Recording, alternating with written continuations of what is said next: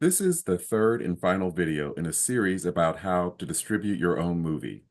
I'll share the lessons I learned from screening my new movie, Things Are Tough All Over, in Chicago on October 28th, 2024. Things Are Tough All Over is a drama with comedic elements about a family struggling through the Great Recession of 2008. The election of the nation's first Black president, Barack Obama, is the backdrop of the story. Here's the trailer. Nicole and Rodney have it all until the bottom falls out. The signs were everywhere, but now it's official. We are in a recession. I got laid off today. Wait, what? But as long as we have each other, it doesn't matter where we are. We can celebrate our anniversary in a cardboard box.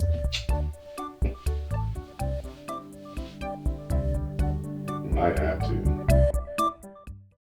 In the two previous videos in this series, I mentioned that the reason that I screened my movie, Things Are Tough All Over, in Chicago, where I don't live, because the story is set there. In actuality, the major reason that I decided to screen my movie in Chicago is because I decided to forego the process of submitting my film to film festivals. I'm a big fan of film festivals. The first movie I made, a documentary titled Lady Wrestler about the courageous Black women who integrated professional wrestling in the 1950s, screened at several festivals. Participating in those festivals was a great experience. But for Things Are Tough All Over, I decided on a different strategy. The movie is not a pure drama or a wacky comedy, but sort of a combination of the two. It's not a faith-based film in the traditional sense, but the family at the heart of the story relies on their faith to get through hard times. Therefore, I didn't feel it made sense to submit my film to film festivals because a lot of festivals are tailored to a specific genre, and my movie doesn't fit neatly into one specific genre. Another reason I decided to sort of bypass the film festival process is simply for practical reasons. While participating in film festivals can bring a lot of awareness and even critical acclaim to your movie, being in a festival may not necessarily result in your movie being picked up by a reputable distributor, at least not at a price point that would cover the costs of making the movie. Indie movies that have multi-million-dollar budgets and big stars sometimes don't even get picked up by distributors when they screen at the big prestigious festivals like Sundance, Toronto, Venice, and Cannes. Sometimes self-distribution is the best option, and quite frankly, the only option for us independent filmmakers. So, what is self-distribution? Self-distribution can take many different forms. One option is to rent theaters in different cities and screen your movie there. This is known as four-walling. Why? Because you are renting the four walls of a theater to present your movie. You simply contact a theater in a given city and you pay to screen your movie there. That's what I did with the Chicago screening of Things Are Tough All Over. And I plan to screen my movie in other cities using the four-walling process as well. Another form of self-distribution is to directly upload your movie to streaming services like Amazon Prime Video and Tubi. I also plan to do this with Things Are Tough All Over as well, make it available on streaming services. When you're self-distributing an independent movie, something that can get your movie a lot of attention is prestigious awards. And of course, the most coveted prize in the movie industry is the Academy Awards, aka the Oscars. So another major reason that I screen Things Are Tough All Over in Chicago is because screening your movie there can get it qualified to be nominated for an Oscar. To qualify for an Oscar nomination, your movie has to screen for a minimum of 1 week in a big city like Chicago, New York, LA, or Atlanta. While it didn't make economic sense for me to pay out of my own pocket to screen Things Are Tough All Over for an entire week in Chicago, I realized that I could certainly pull off a one-night only special event kind of screening, and that's exactly what I did. And while screening Things Are Tough All Over for one night only in Chicago does not meet the requirements to submit it for an Oscar nomination, I learned so much in the process.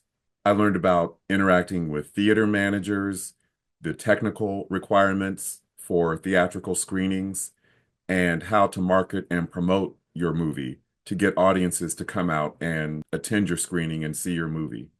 The money I spent screening my movie in Chicago was like tuition, a crash course in the distribution side of filmmaking, and it was well worth every penny. I learned so much and really stretched as a filmmaker and basically as a small business owner, which is basically what you are when you're distributing your own movie. You're a distributor. For those of us who grew up aspiring to make movies, having your movie screen in a theater before an audience is really a dream come true. However, as independent filmmakers, we really have to be efficient with our time, money, and resources. A big lesson I learned from screening my movie in Chicago is that when it comes to self-distribution, we really have to approach it on a case-by-case basis. There's not a one-size-fits-all cookie-cutter approach to self-distribution. There's not a single template that every single independent filmmaker can follow, as much as I wish there was. Or is it wish there were?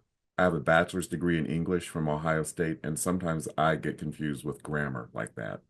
Anywho, for one movie, for example, it might make sense to submit it to festivals and endure all the waiting for weeks and even months to find out if your movie has been accepted to the festival that you submitted to.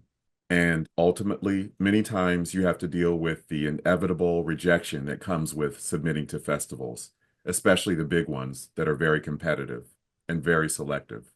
For other movies, quirky little movies like Things Are Tough All Over, it might make more sense to go directly to self-distribution and forego the festival circuit. And while it certainly is a dream come true to screen your movie in a theater, sometimes it makes more sense both economically and logistically to find an alternative venue like a community center, a library, or a small event center to screen your movie for an audience. Smaller venues alleviate the pressure of having to fill up dozens and dozens of seats in a conventional movie theater.